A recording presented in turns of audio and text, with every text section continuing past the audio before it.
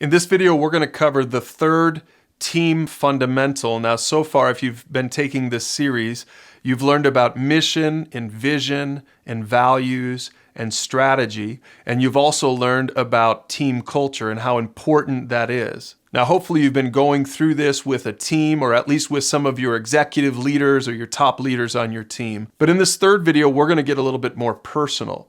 And we're going to talk about you as a leader. We're not going to talk about organizational structure. I mean, it'll come into play. But we're going to ask this question, are you a good leader? In this video, we're going to cover 5 ways to know if you're a leader.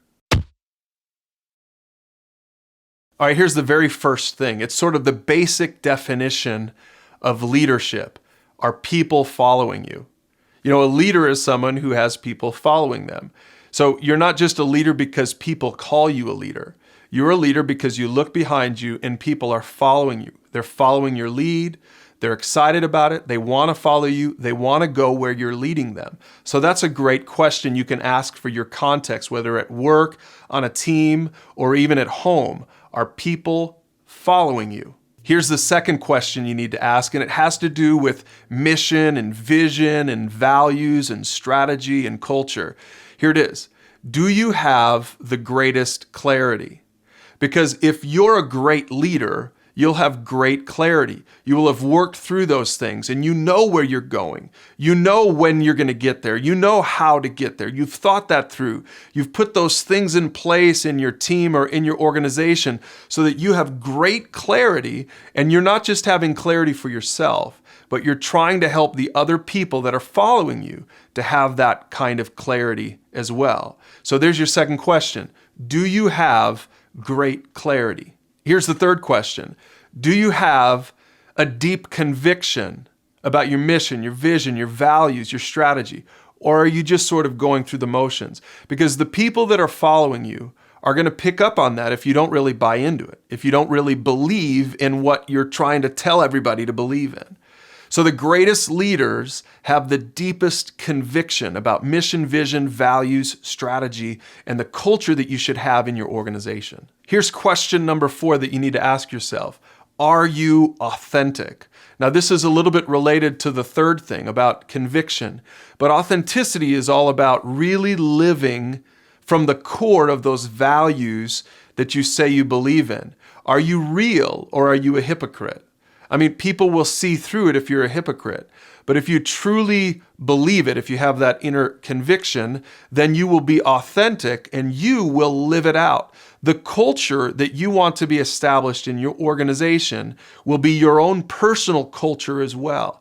You're going to authentically be living it out in your everyday habits and in your everyday life. And here's the 5th thing, and you might be a little bit surprised to hear it, but the question is this: are you submitted to other leaders? Now, of course, if you've got other leaders in the organization that are above you, you need to submit to them because you want to model that for the people that are below you. But even if you are at the top of the food chain in your organization or on your team or in your home, there's still somebody that you should be submitting to. There's still somebody above you. I mean, your leadership doesn't just derive from yourself. Your values are not just values that you've made up. You're submitted to something bigger than you, something greater than you. Do you have that submitted, teachable heart? Or are you just this opinionated leader that's going to tell people the way it is and there's no one else above you? You know, those kinds of leaders really, at the end of the day, have a hard time getting people to follow them because that's just not reality.